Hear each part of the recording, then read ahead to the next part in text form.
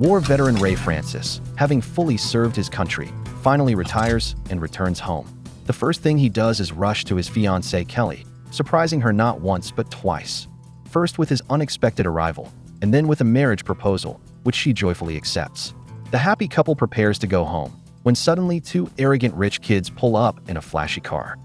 Ray tries to ignore Tim's filthy comments directed at Kelly, until the punk brazenly exposes himself right in front of her. That's when Ray snaps and lunges at him.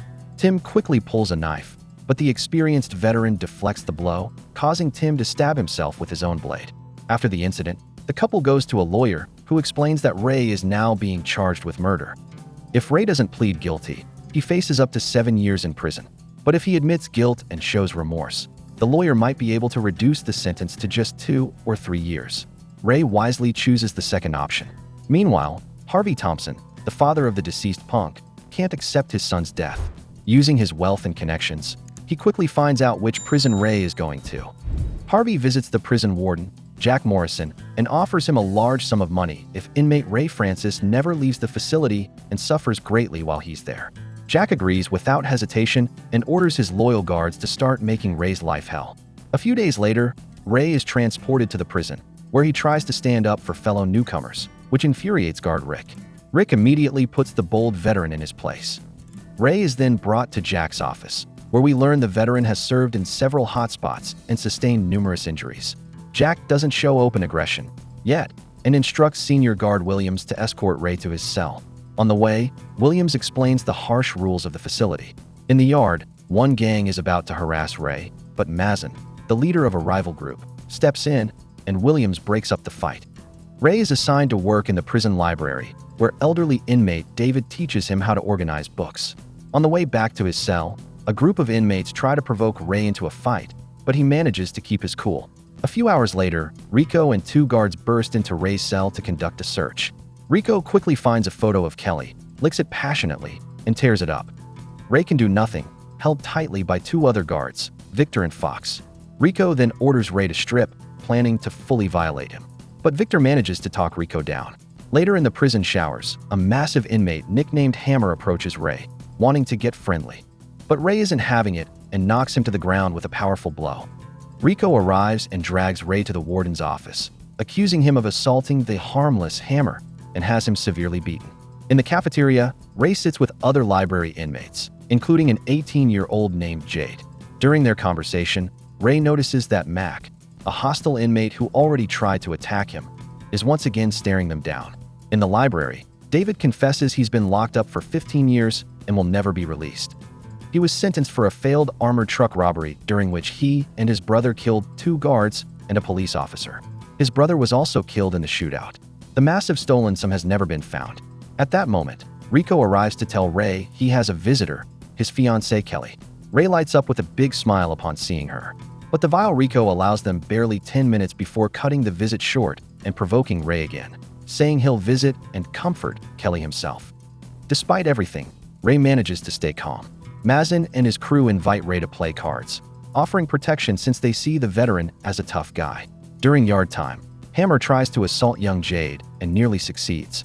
Ray shows up just in time to make Hammer kiss the ground again. But Williams blames Ray for the entire incident and throws him into solitary. Days later, while Ray is mopping the bathroom floor, Psycho Mac attacks him. But the seasoned veteran easily takes him down. Rico shows up, followed by the warden and several guards. Jack orders his men to hold Ray down, then grabs a massive baton and shoves it deep into Ray's body, through a place no baton should ever go. The next day, Victor announces he's done participating in the warden's sick abuse and threatens to report everything to higher authorities. He walks out. Soon after, Senior Guard Williams yells at the others for sending Ray to clean toilets instead of working in the library, as assigned.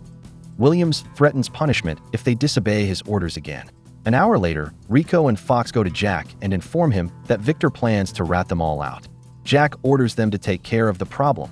The next day, Rico and Fox conduct another search of Ray's cell and mysteriously find a shank in his bedding. Ray is sent to clean the bathroom again, where he finds Victor's dead body, stabbed multiple times. Rico and Fox rush in, claiming Ray is now the prime suspect in the murder of their colleague.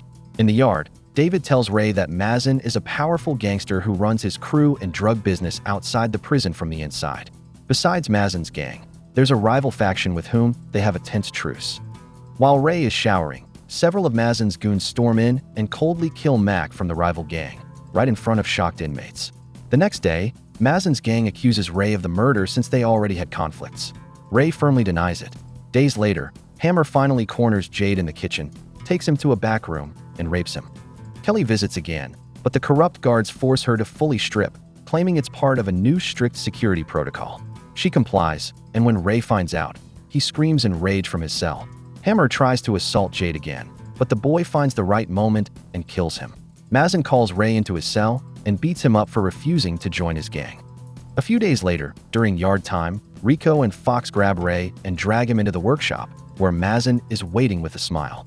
He admits that the warden paid him handsomely and promised perks if he made Ray suffer. The guards prepare to rough up Ray, but the veteran breaks free and brutally beats Rico and Fox. Because of this, Ray is thrown back into solitary confinement for a long time. Williams realizes something shady is going on behind his back and confronts the warden, but Jack quickly reminds him who's boss. Weeks go by. Ray nearly loses his mind in the dark, cold, damp isolation cell, until finally, he's allowed back into the general population. Williams tries to connect with Ray, urging him to speak up about the abuse, revealing he too is a war veteran. But Ray refuses to talk. He trusts no one anymore. Jade joins Mazen's gang and is immediately tasked with a brutal mission: kill Ray.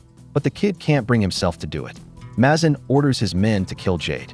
When Ray learns about the boy's death, he goes berserk, knocking out Mazen's biggest thug with just 3 punches, then challenges Mazen to a one-on-one fight. Jack sees it happening from his window and orders his guards not to intervene. Ray manages to overpower Mazen and grabs him by the throat. He nearly chokes him to death, but decides to stop at the last moment and throws him to the ground. A sharp shank falls out of Mazen's clothes. In a rage, Mazen lunges at Ray, but ends up stabbing David instead. The rival gang leader seizes the moment and kills Mazen.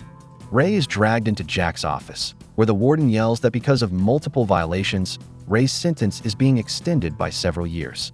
Ray yells back, triggering Jack's furious meltdown. The warden rants that Harvey Thompson's money will ensure Ray never gets out. But, plot twist, Ray is wearing a hidden microphone. Williams and federal agents burst in to arrest the corrupt warden, followed by the arrest of Rico and Fox.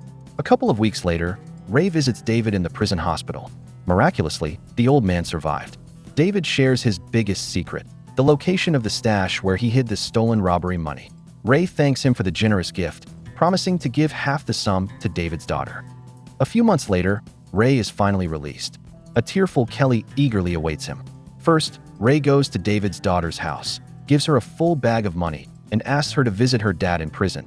He misses her terribly. Williams is soon promoted to warden.